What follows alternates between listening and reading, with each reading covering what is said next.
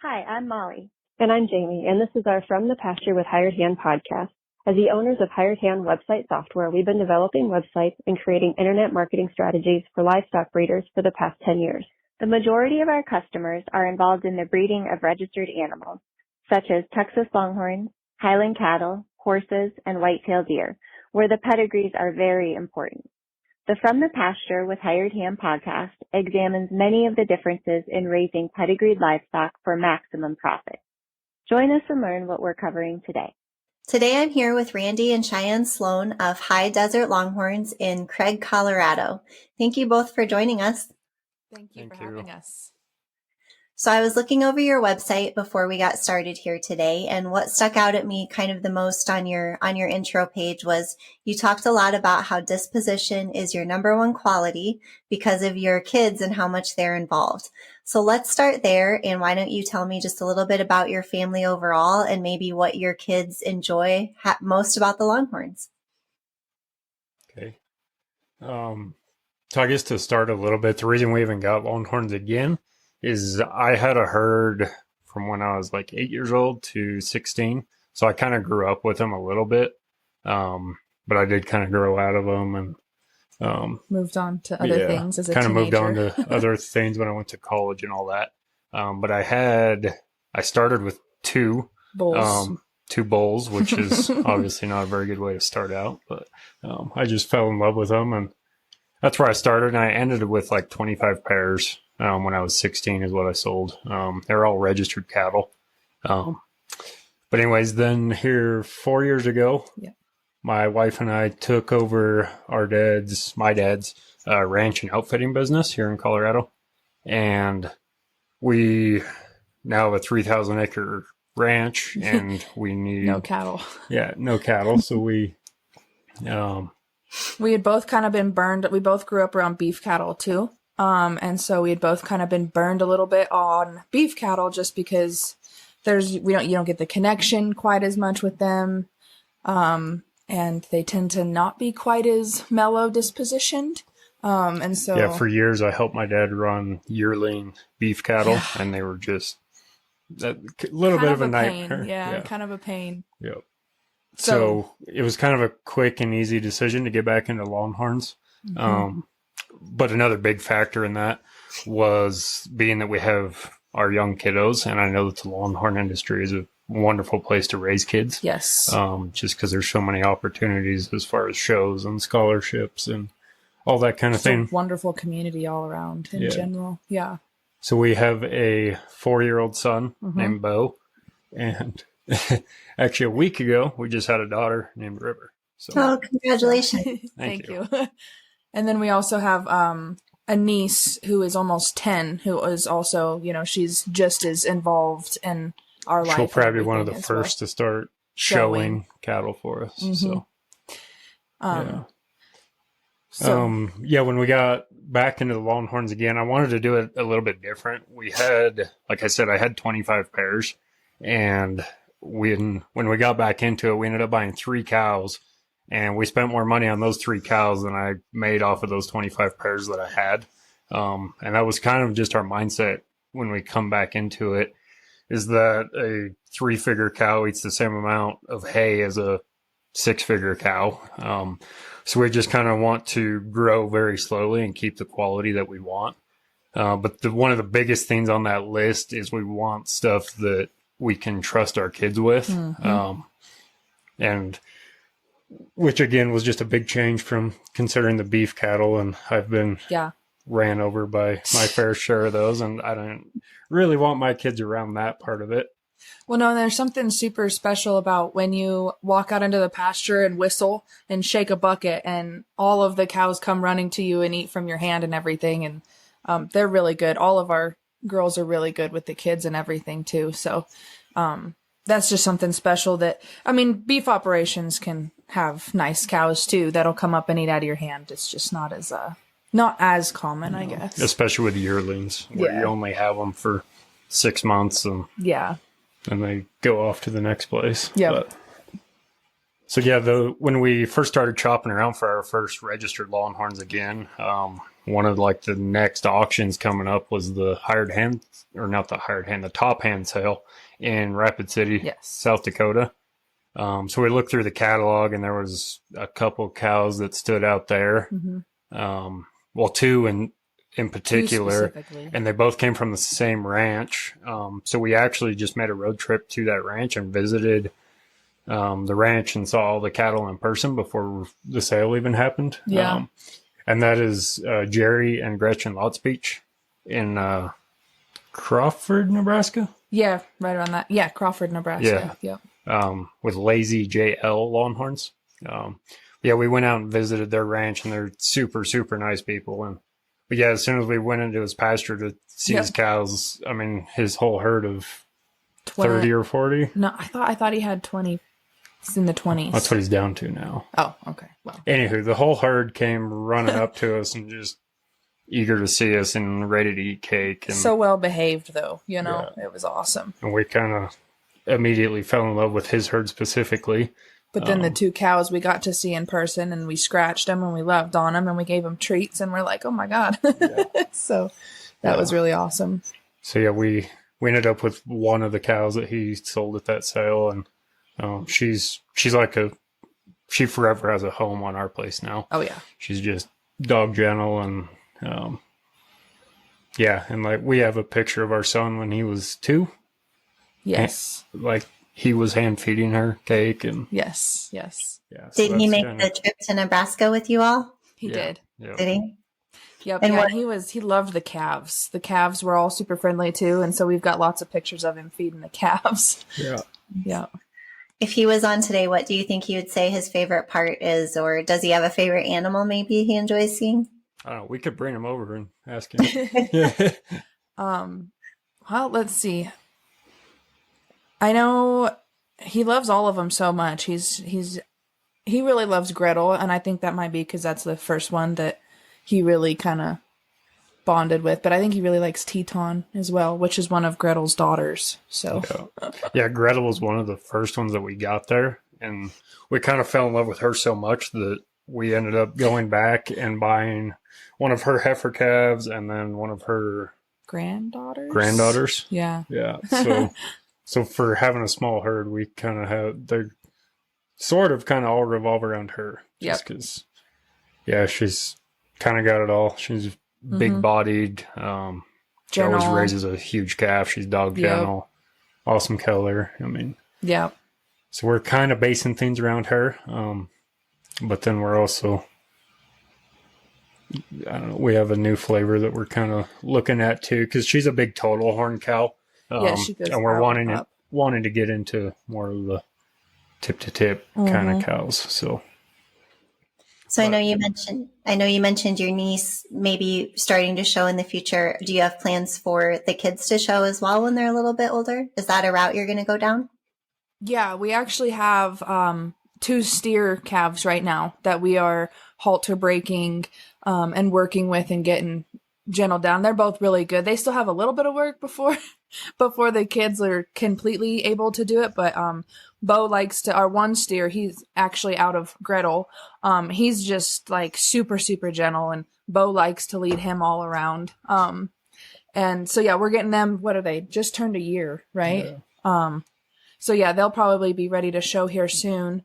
And then we also plan on, once they get older, saddle breaking them and everything as well, just for that added aspect of things. Because I'm a horse trainer, so I'm like, well, we have to saddle break them. So, and that's the other side of our business. Well, right now, our primary business is being a elk outfitter. Hunting. So for those folks who maybe are listening and not watching, the pile of sheds behind you is very impressive. So I was waiting for this topic to come up because that's like that is a large plus sheds back there. Yeah, that's where we make our living, is being elk outfitter. But we do have all the pasture, the land that we hunt on, and we want to graze it a little bit, but I also don't want to graze it even close to what the AUM capacity is, because the more habitat that we leave for the elk, is better for us. So that was kind of the plan, is to graze our pasture very light. So that's where the Longhorns was another easy decision, because we can have a smaller herd that one day we're going to make more money off of that 20 pairs than you would 150 pairs of And they're just cattle. better on the range anyways. They travel, they move, they don't just sit at one water hole, you know. I mean, they don't overgraze one area and then move to another area. They're so good on the rangeland anyways. So, But the other side of that, where we want the gentle cattle, is we want to do like a guest ranch style trips in the summertime. So because we have a beautiful ranch up in high country Colorado, and we actually just got another ranch that's another 7,000 acres. And just from like some of the hunters that we have up, and they're just infatuated with how beautiful everything is, and they keep saying, "Oh, people would pay to come up here just with like without the hunting." So we're like, "Oh, we should be doing that." Like we can sell like a guest ranch style trip. But what we want to do to kind of stand us apart from everybody else is have the Longhorns be the center of it, and the saddle steers. I mean, because every other guest ranch around us, they all do horseback rides, and I hate to break it to people, but you don't want to ride a horse as much as you think you do. Like your butt's going to hurt in 5 minutes, and you're going to be over it. Horses are, you know, it's one of those things, like when people don't understand horses have a mind of their own, just like anybody else or anything else. And so it's like, well, my horse is doing this and my horse is doing this. And it's like, yeah, well, that's just kind of what horses do, you know? So the steers, I think will work out a little bit better. And then plus pictures, and we could do we want a pasture full of that gentle cattle that the guests can come out and they can feed them, and they can pet them and just watch them do what they do. And we can also kind of help just show people what Longhorns are all about.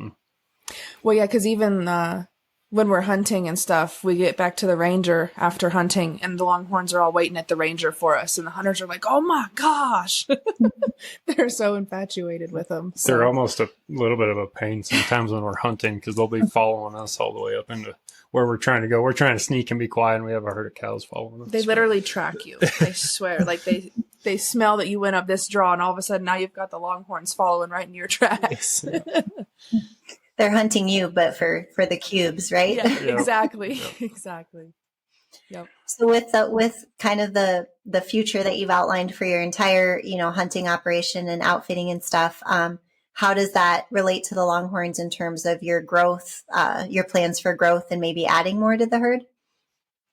Yeah, we're very much in like a growing stage with the cows, meaning we have a couple that we want to sell just more because they're a cull.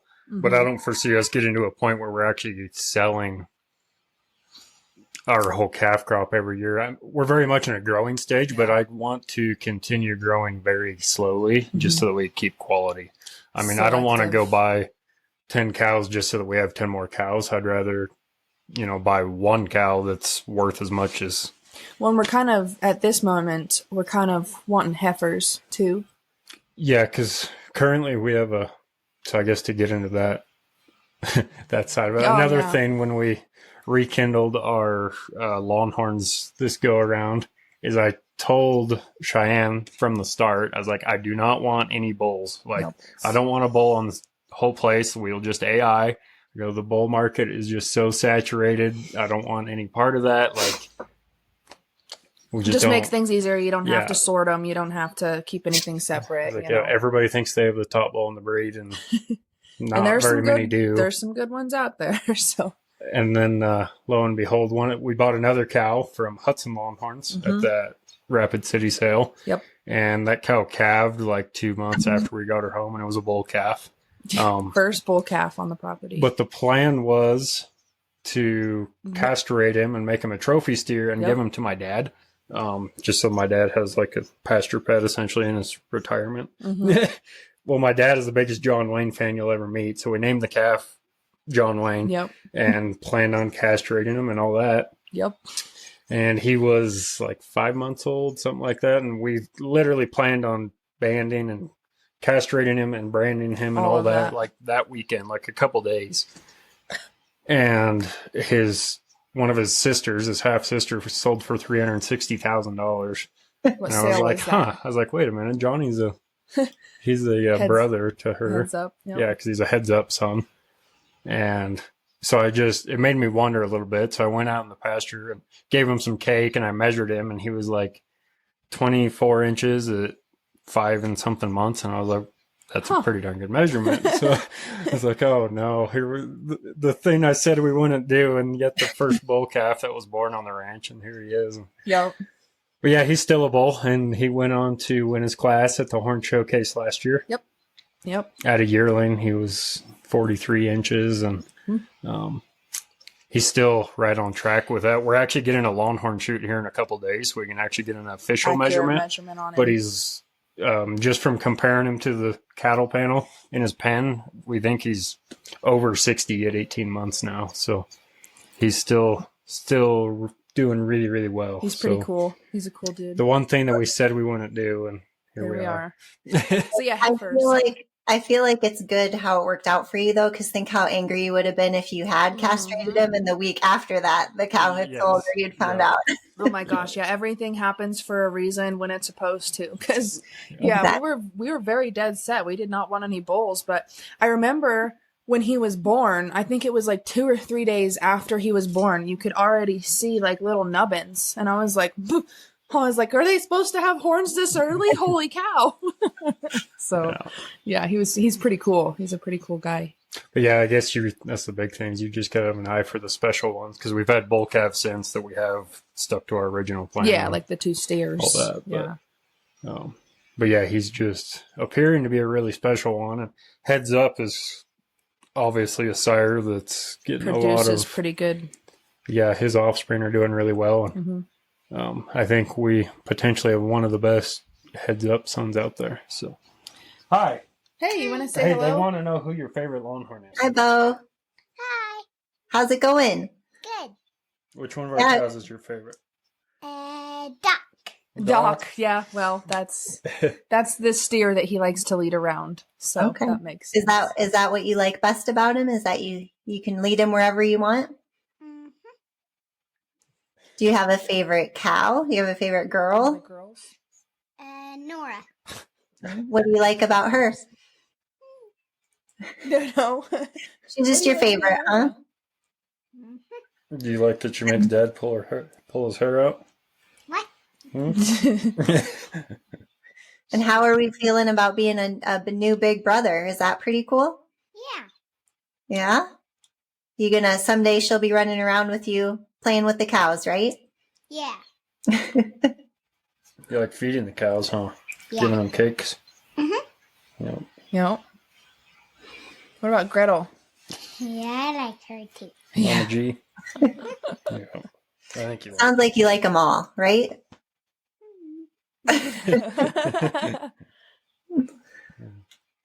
So was the horn showcase that you mentioned that you won last year, I believe, is that the first one that you went to? Or have you been to a few prior to kind of when you had them before you sold out? Did you do anything?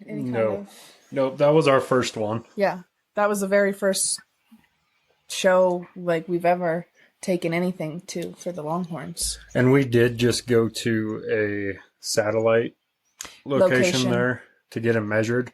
But this year, and part of the reason for that is just because the timing of the Horn Showcase is terrible for us as a Colorado elk outfitter. But this year it's actually a little bit better because it's a weekend earlier.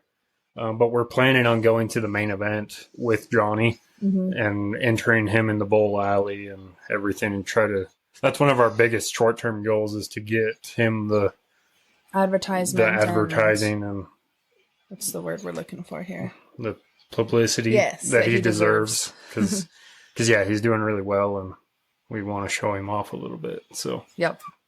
Nice. Well, that'll be exciting. Yeah. How long of a trip is that for you guys down there? Is this 12 or 14-hour drive? Is it in Oklahoma? Something like that, yeah. Yeah. 12, 14 hours, something around in there.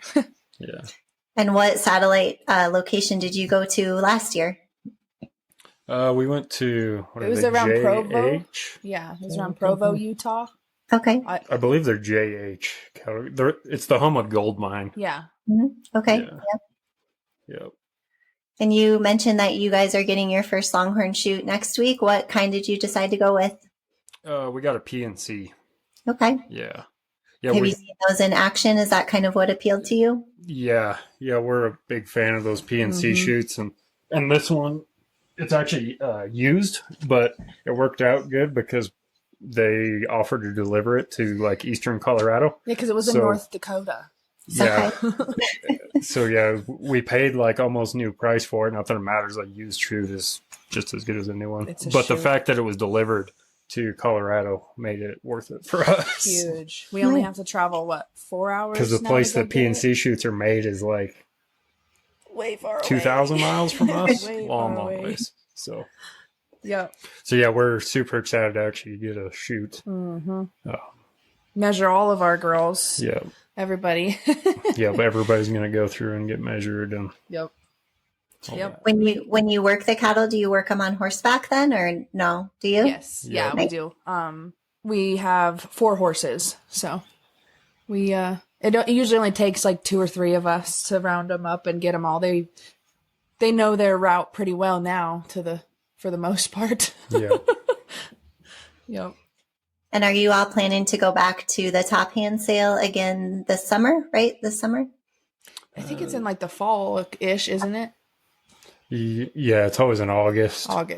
Which again, the timing of it's usually not super great for us. And the top hand sale is one that, I don't know, we, like last year and the year before, right? I know like last year we bid online on some of like Jerry and Gretchen's cattle. Yeah.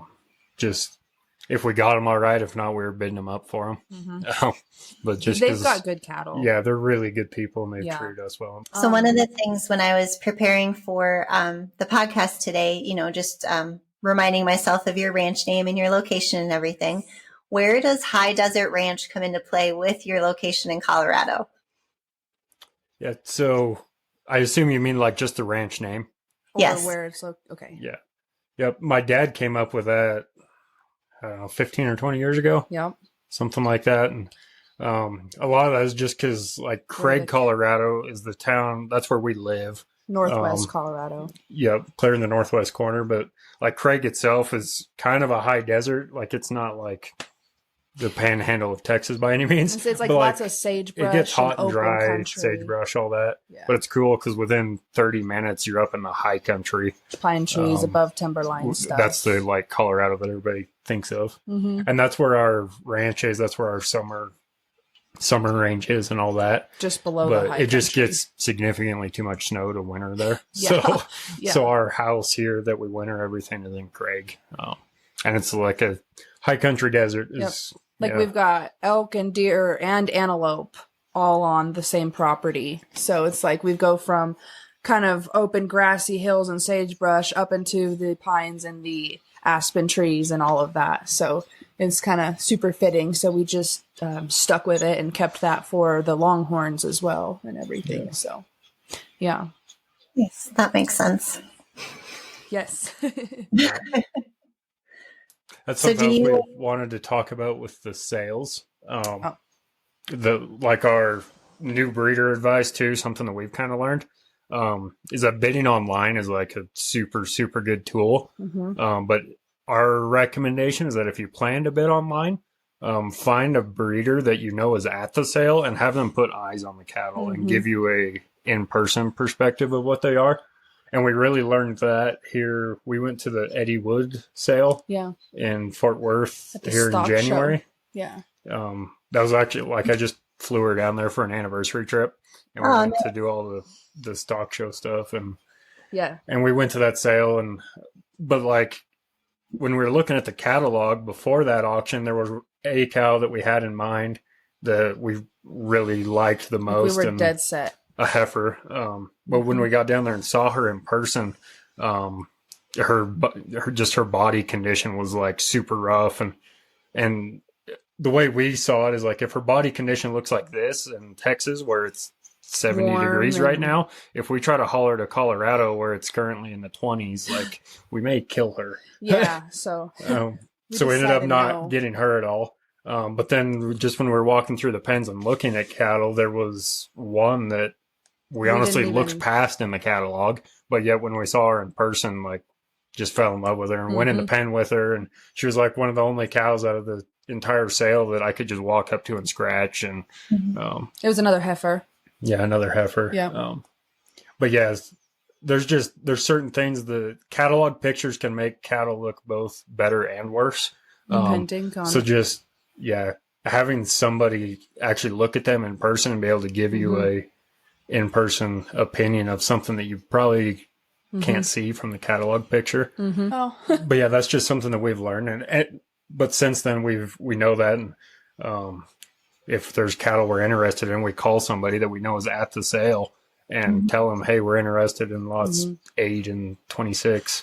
Would you look at them? Can you look at them and like just go in there? Is there anything we need to know about that we can't see? Well, because disposition too, since disposition is so important to us and a lot of other longhorn breeders, I'm sure that's one of the top things about longhorns is the disposition. And online and when you're just watching them in the ring, sometimes you can't really tell the disposition. So having somebody even just go in there and seeing if, they stand there, they let you pet them, they maybe don't. All of that. It's just important to have somebody to tell you in person, like, I noticed this and this, or the cow looks great, So. Yeah, especially with longhorns, just because it's so easy. The longhorn community is so good that, like, I know you can call somebody up that is at the sale and, like, they will absolutely, like, if we ever go to a sale, anybody can feel free to call us. 100%. We're the same way. So we have a lot of folks who maybe don't know as many people and, we don't necessarily, we won't give advice on the animal, because, that's not our area, but we'll go take video or we'll zoom in on something if they want us to zoom in on a certain body part or, something like that as well. So completely agree with that advice. And two, that like we work on so many sale catalogs and I do feel like the consignments are due so early compared to when the sale is, because you have to get them printed and mailed, that a lot of times those pictures, especially you mentioned you were looking at heifers, those pictures are so outdated by the time the sale rolls around. You really do have to find a way to get updated video or eyes on before they come into the sale ring for sure. 100%. Or even cows that are exposed and then they calve by the time they go to the sale, but you have no idea what the calf is. And that's where hired hand websites are so awesome. Yeah. Because you can look up that cow and like what we intend on doing with ours is like update your website constantly. And if you have a cow in a sale catalog, keep updating stuff on her so that people that are interested, they can keep up jump on the on there measurements and or see whatever. If she calved or if, you have a new measurement or anything like that. Anything. Yep. We love that. We love when people update it for sure. Yes, we do too. Love what you're hearing? Be sure to check out our Pickup Truck Confessions.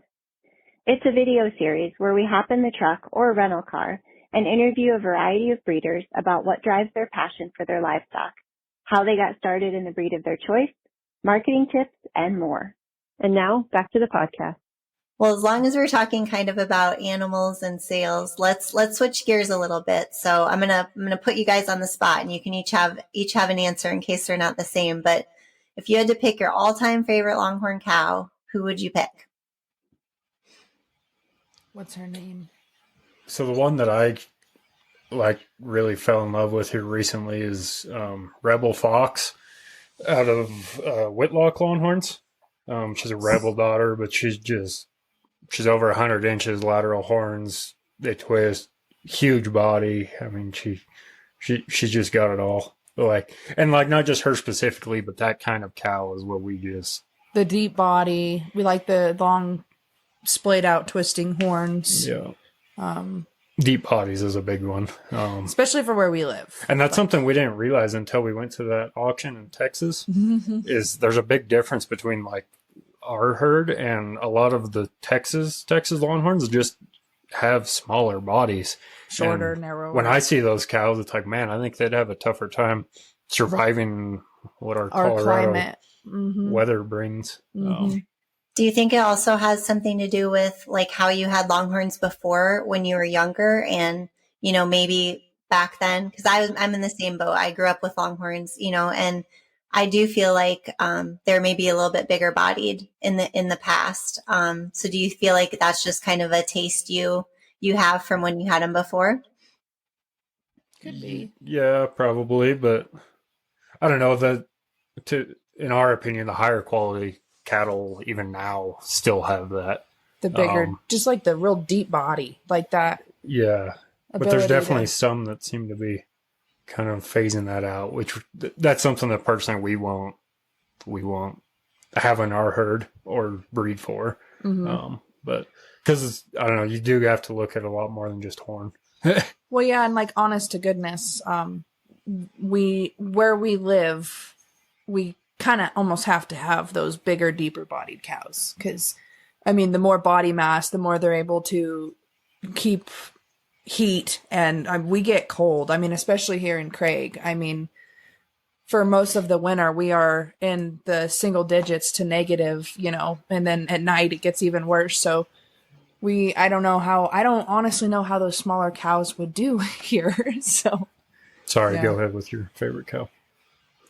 Well, I can't remember her name, the one that we found the other day. Is that the one that you just said? Rebel Fox. Is that her? Yeah. I like everything about that cow. She's got everything going on. Or like our boy Johnny, his sister that sold for the $360,000 that head over heels. She's another one that she's got it all. There's several of them out there. As far as cows, it's hard to pick a favorite. But if they have a deep body and some flashy color, always helps. Yeah. Lateral horns, we sure like them. Mm-hmm. So what if we do the same question, but for bulls? I know you said you weren't going to raise them and that sort of stuff, but I feel like you have to have a favorite out there. Oh yeah. Well, we do. And that's why we wanted to just AI so that we can breed to those bulls. Mm-hmm. But yeah, so back when I had my original herd, which was 15 years ago now. Yeah. Back then my favorite bull ever was Winchester. Big old bodied guy too. But he's obviously one that's pretty deep down in pedigrees now. Yeah. But though he's a great example, like how you said you wanted to get Johnny more publicity. Winchester's a great example of a bull that was very well promoted in his time. Like there was never a magazine that came out without an ad for him in there. He never missed an event. So that's a good example of a well marketed bull too. Yep. For sure. And then for modern day, and like even like right now, when we're looking at sale catalogs, one of the biggest ones that I'm looking for is MC Hanging Tough. I was going to say MC Hanging Tough is a really cool dude. Really, really love the consistency that his calves have. Because there's a handful of MC Hanging Tough 2-year-old heifers that are in upcoming sales, and they all have that same look. Like, they're out of him without even having to read the pedigree. And I really love that consistency there. Kid Rock obviously has a lot of excitement. It's just we're waiting to see. His calves are also young that it's hard to tell exactly what they're going to be. I mean, I love his look, love his color, his body, everything. It's just kind of one of those can't really place him at a favorite quite yet because we just don't really 100% know what he produces with good cows until they get a little bit older. I really like Rebel HR too.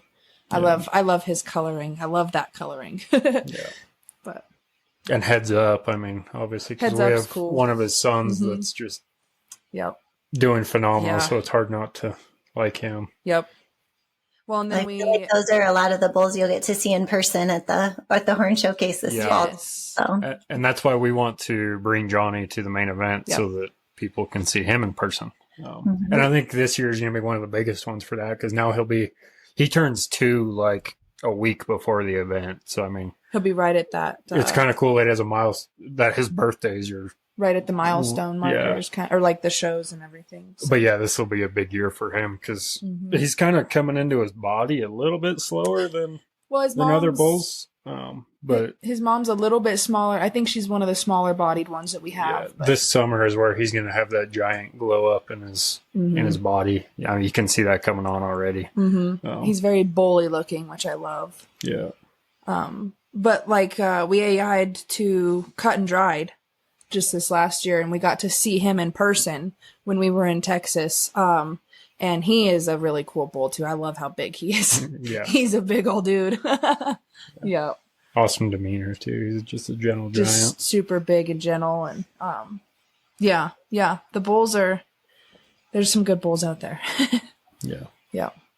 And it's exciting I said that we didn't want to do it, but knowing that we may have one of the top bulls one day it's cool and exciting. Yeah. He's definitely up there at least, I mean, and if we can get the right advertising and marketing on him, then that'll just be the big thing is if he keeps it up. Because as of right now, he's like right there with the top record-breaking measurements that have ever happened. But as long as he keeps it up. So far, he's growing right, too. He's growing straight out. So far, it looks like he might get some twist in there. Yeah, that's the most exciting thing is you can see a twist coming on. Yeah, so. And all those best bulls, they twist. They have a twist. So, and I don't know why he wouldn't, because his mom. Yeah, both his sire and dam have those good twists. So, yeah. Yeah. That's exciting. We'll have to keep tabs on him on your website here. Yeah. Yeah, so we're excited to get the shoot so we can get the updated horn measurements on him. Yep, and we've talked about, I don't know, we've debated back and forth about collecting him or not, because, I don't know, to me there's also something really, really cool about the hard-to-get ones, I guess, like Rebel. HR is a good example of that. You can't just jump online and buy 10 straws of Rebel HR right now. And I don't know, we kind of really like that. And if Johnny really ends up being something special like that, I think it would be cool to be a little bit selective instead of just selling as many straws as we can. Because it obviously makes their offspring a little bit more sought after when there's not many out there. And we should have some calves from him this spring, early summer. Yeah. So that'll be exciting to see those.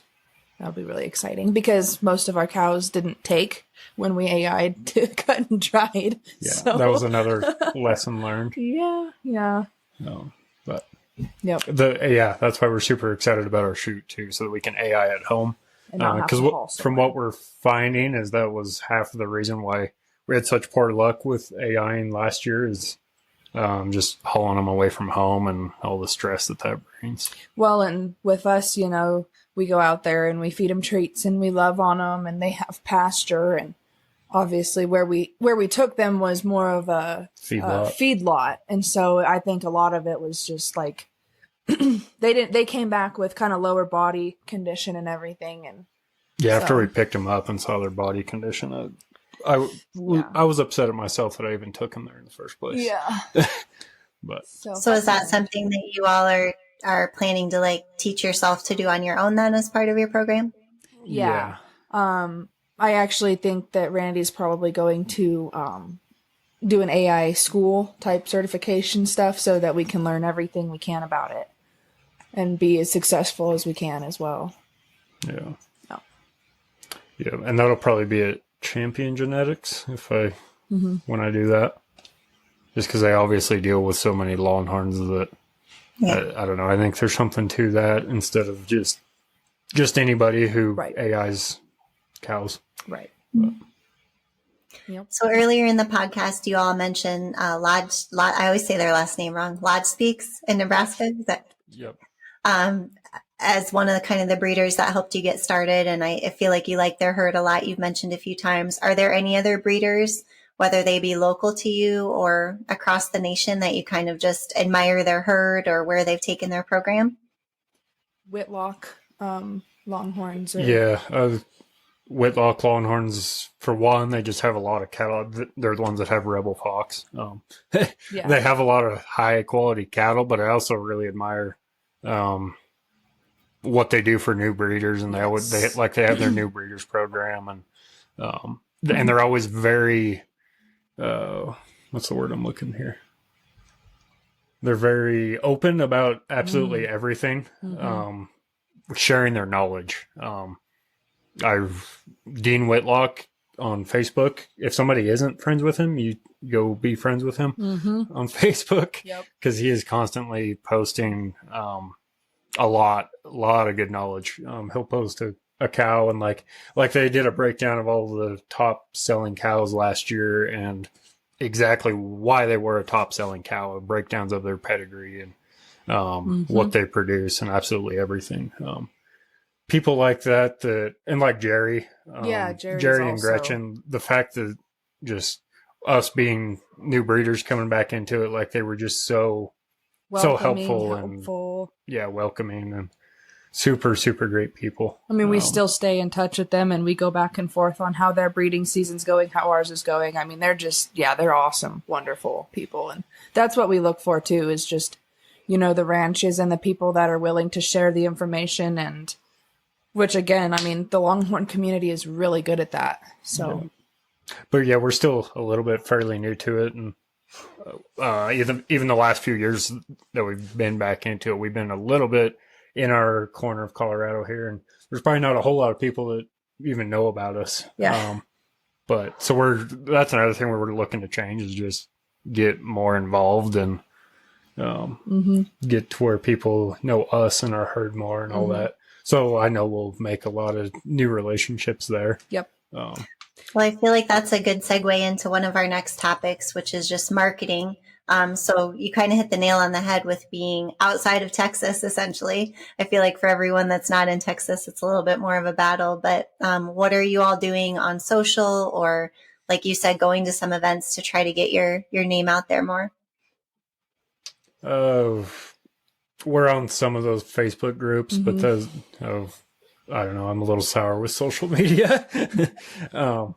It's a necessary evil, I suppose. But we want to go to a lot more like in person. But stuff. actually more in person events to me is, I don't know, maybe we're old fashioned that way, but that's how I want to introduce ourselves and make ourselves more known, and through our website, the Hired Hand website, keeping up on that, and just like so people know in general, like we're open for if anybody wants to come see the herd, see where we have them. Anybody has questions about, if other breeders have questions about Longhorns in Colorado and what we do to keep them in shape and everything, But, well, because even the other Longhorn ranches in Colorado, they're eastern. They're on the eastern slope, and eastern Colorado is a totally different animal. I mean, it's not. The weather there is so much nicer. Where we're at, it's and where our ranch, we're high desert, but the grass is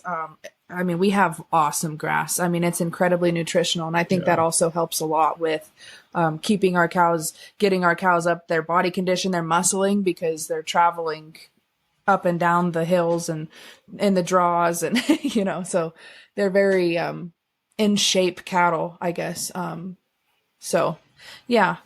We don't have a whole lot on social media quite yet.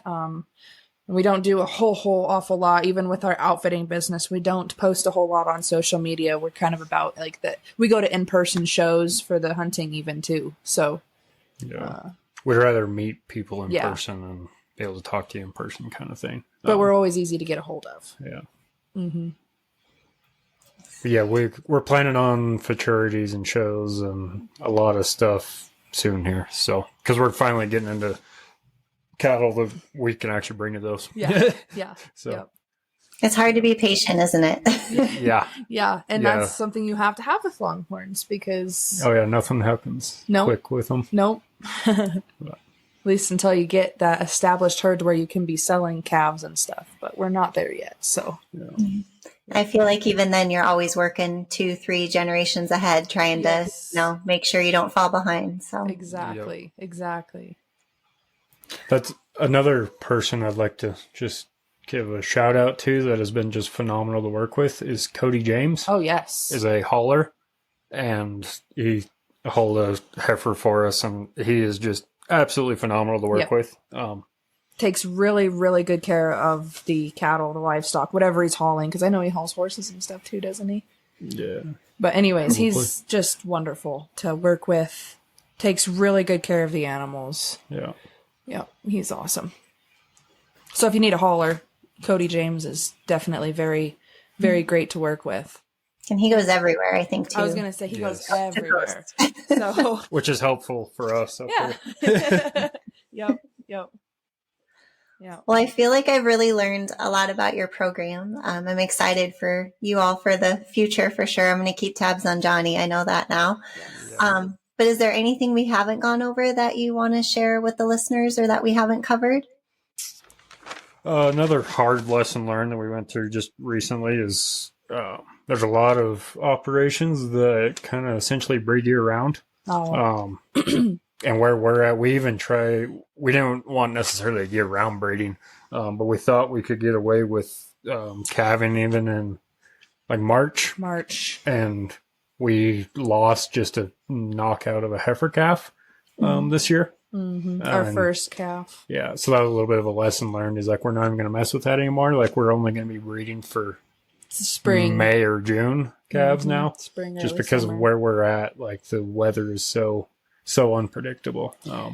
And her like, I don't know, that was rough. Just because there's not a whole lot we could have even done differently there. I don't know. She was taking care cold. of. Yeah, she had the calf all dried off and everything, and there was just that 2-hour window there that we went out and checked on her, and no calf, and then went out and checked on her again, and it was like, the calf was so cold. We brought her in and got her in the tub and tried to get her warmed up, but she just never. She never quite warmed up. She never got lively enough. But so yeah, and that I think kind of stemmed from the beef. Kind of mindset of like everybody's calving, at this point in time with all the beef ranches around us. And then, so yeah, we're like, nope, we're going to go to, yeah. Cause with us with longhorns, like it literally does not matter when you calve. Cause it's not like we're trying to sell a 600-pound calf in the fall. That does not apply to us. So we're just going to calve a lot later to help that a little bit. Yep. So that because longhorns are a lot harder to tell exactly like to the day when they're going to calve. Because beef cattle, I mean, some of them, the bags they get is, but yeah, the longhorns are a little bit harder to tell on that, even watching them with a close eye. And we don't have a barn here at the house, so that makes things a little bit tougher too. But we do, but even that's not. Well, it's not a barn. It's not enough when. It's a lean-to thing. When it's that cold. So. Yep. Well, I feel like that's good advice because that comes into play too when you're looking to purchase animals at a sale as well. You have to kind of look at when they're due and all of that. So it changes things for you all a little bit as well. Yeah, that's something we've kind of ran into that it's a little bit tough is because there's a lot of like fall calving operations. And that's something that just doesn't work for us. So if we buy cattle that are on a fall calving schedule, we lose a little bit of time with them because we have to get them caught back up to where we're at. So yeah, that's something to think about, I guess. And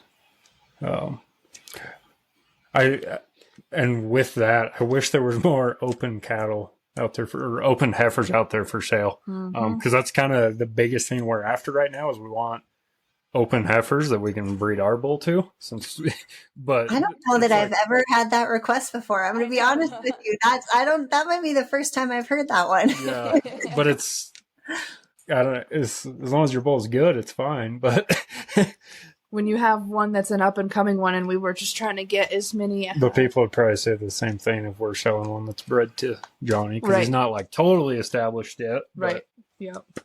But yeah, that's what we're after right now. Is we want stuff that we can breed him to. But which this heifer we just got, Jubilee, she's open, so that worked out really well. Yeah. So we'll get. What we're breeding in July now, starting to, so that so we miss that cold. Hopefully, yeah. Sometimes in Cheyenne you don't know. We've had snow on the 4th of July before, so. Oh my goodness! Wow. We've had it here in April, and I thought that was bad. Yeah. Usually, like right now, we're just starting to get into the 60s, so we're like, okay, we're getting good now. Be able to take them up to the ranch here soon, hopefully, and get them on that good grass. Our summer pasture is phenomenal. I think we have like a dormant stage with all their horn growth and everything throughout the winter, just because our winters are so harsh. But then something about our high country grass is just absolutely phenomenal for them. Like, yeah, you can watch them grow in the summertime. So, and that's something else we're looking at potentially one day is buying a ranch in Texas just to winter the cattle just so that they're somewhere a little bit better for them. Yep. But, and us, you know. There you go. Yeah. Yep. Well, I really appreciate you both taking the time to join me today. I hear River starting to wake up there. I think so. It's a sign that we need to wrap things up. But thank you both so much, and I'll link your website in the show notes as well as some of the programs and the animals that you mentioned, so folks can go check them out. Perfect. Thank you. Thank you for having us. Of course. Thank you.